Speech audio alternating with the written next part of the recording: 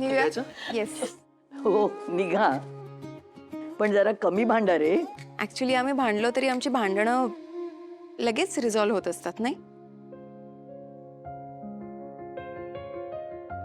पण यावेळी मी जरा जास्त स्ट्रेच केलं आणि इकडे निघून आले. बट यु नो व्हॉट, ते एका अर्थी बरंच झालं की मी इकडे निघून आले. ते रोहनपासून लांब राहिल्यावर मला कळलं की मी त्याच्यापासून लांब राहूच शकत नाही. I really miss him so much because I love him so much. आणि एक लक्षात ठेवा, तू आणि रोहन फक्त एकमेकांसाठीच या जगात आलेला आहात. आपल्या आयुष्यात खूप माणसं येतात आदिरा. सगळ्यांची निवड आपण करत नाही, पण काहींना मात्र आपण निवडलेलं असतं. त्याचे जे काही भले बुरे परिणाम असतात ते आपल्यालाच भोगायला लागतात. म्हणून माणसं निवडताना काळजी घ्यायची असते. आणि या सगळ्यामध्ये ती एक व्यक्ती अशी असते जिच्यामुळे आपलं आयुष्य स्थिर होतं, चांगलं राहतं. आपल्या आवडीच्या माणसाबरोबर खूप काळ राहता येणं याच्यासारखं दुसरं सुख नाही. तुझ्या आयुष्यात रोहन आलाय, तू त्याला निवडलायस आणि तो खरंच खूप चांगला मुलगा आहे. आणि आता काही झालं तरी त्याची साथ सोडायची नाही. कायम असेच राहा, भांडत हसत खेळत आणि एकमेकांवरती भरपूर प्रेम करा. हो सर. Yes, always. चला मग निघायचं. Yeah, let's go. Sir? येतो सर. Bye bye.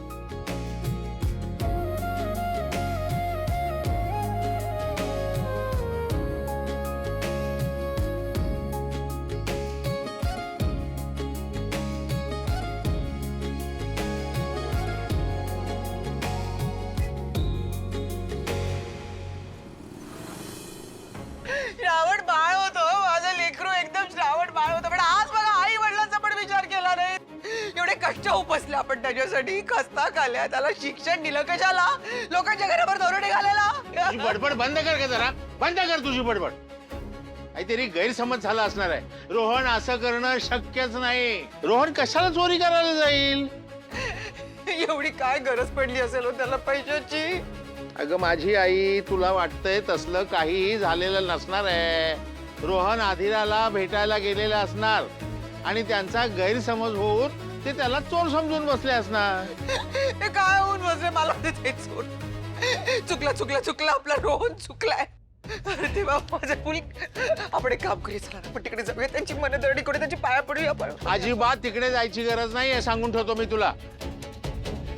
तू समजतेस तसं काही झालेलं नाहीये.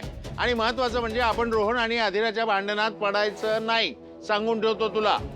आपल्या पूर्वजांचे वरती तडफडत असतील त्यांचे आत्मे. मी कधी विसरणार नाही, लक्षात ठेवा, हे कधीच विसरणार नाही मी. काय वेळ आली बघा आपल्या रोहनवर. तिच्या बरोबर लग्न करून हे सगळं तिच्यामुळे झालंय. आधिरामुळे अख्ख्या घराला आपल्या मान खाली घालायला लागलीये.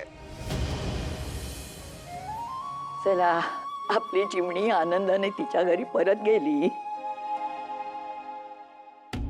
असं आपण समजायचं.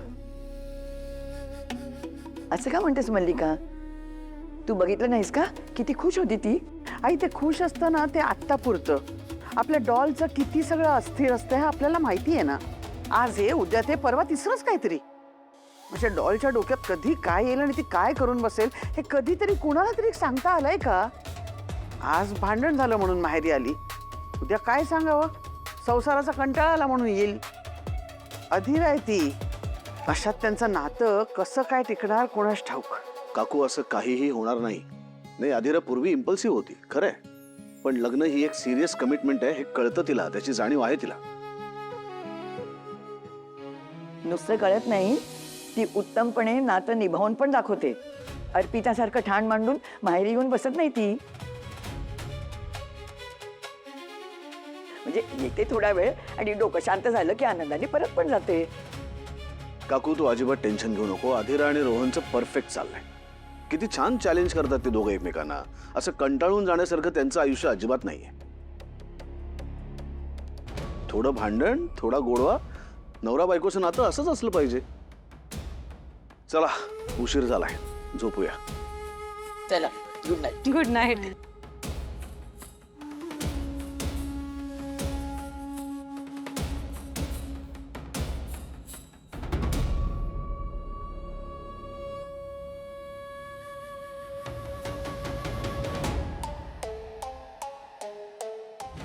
नशीब आहे, सगळंच बिघडलं. अधिरा चांगली घर सोडून इथे आली होती.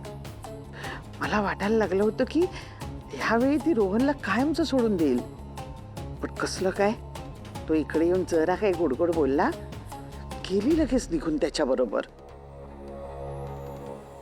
काय समजते कोणती स्वतःला? काय राणी आहे का ती? आणि आम्ही तिची चाकर आहोत का? करून ठेवलं असं, हद्द पार केली तिने.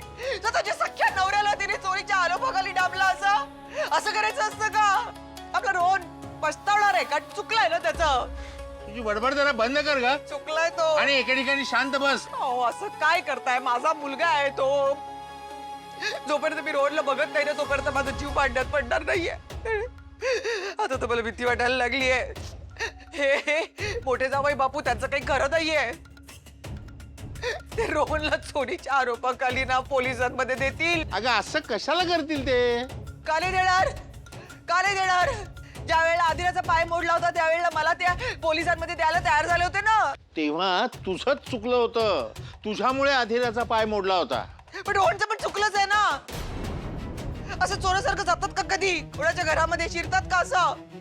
काही नाही, मला त्याला बघितल्याशिवाय चैन पडणार नाहीये. माझा मुलगा आहे तो, मला बघायलाच पाहिजे त्या. अगं. रोहन, रोहन, कसा आहेस तू? बरं आहेस ना? हो. पोलिसांना अरे वा. हा. रोहन, अधिरा, तुम्ही आलात परत. वा. आणि तेही एकत्र. हो बाबा. काय मग वाटलं नव्हतं तुमचं पुन्हा पदार्पण होईल इथे म्हणून? Excuse me. येणार नव्हतात ना, भांडून गेले होतात ना मोठ्या तोऱ्यामध्ये. मग कशाला आलात आता? झालं समाधान तुमचं? भूक शमली का? पूर्ण घरासमोर तुमच्या रोहनचा अपमान करून बरं वाटलं असेल, एकदम मजा आली असेल काय? हा? अगं आई, जरा जरा शांत हो. हे बघ, आमच्या भांडणात जर कोणाची चूक असेल तर ती माझी आहे. कशी पण? हा. तुला काही बोलायचं असेल तर तू मला बोल, तिला काही बोलायचं नाहीयेस. छान ग माझं बाळ. बघ बघ बघ, लाख पटीनं चांगलं आहे तुझ्यापेक्षा. एवढा अपमान केला त्याचा तरी पण तू तुझी बाजू घेतोय. हो आई, मी कोणाचा काही अपमान नाही केलाय. हो हो अधिरा, बघ तू तू कोणाचाही अपमान केलेला नाहीयेस. आणि आई, हे बघ, मी तिला फक्त आणायला गेलो होतो तिथे. तिला जरा सरप्राईज द्यायचं होतं, काहीतरी रोमॅन्टिक आणि असं हॅपनिंग जेस्चर करायचं होतं ना, म्हणून चोरासारखा शिरलो. म्हणजे तुझ्या माहेरच्यानी याचा अपमान वगैरे काही केला नाही याला? म्हणजे चोर म्हणून असं काही काही त्याच्यावर आळ नाही घेतला? नाही ना? समररावने तुला पोलिसात वगैरे नाही ना दिलं? हा? कशाला मला का पोलिसांमध्ये देतील? बरं, हे बघ, तिथे ना थोडासा गैरसमज झाला सगळ्यांमध्ये, पण मी त्यासाठी त्यांची माफी सुद्धा मागितली. आणि तुम्हाला सांगतो, आम्ही सगळे इतके हसलोय ना त्या गोष्टी. कप्पा रे देवा. मंदा, भरल्या घरामध्ये कपाळ पडवून घेऊ नकोस. मुलं आता घरी परत आली आहेत, त्यांना बोल लावू नकोस.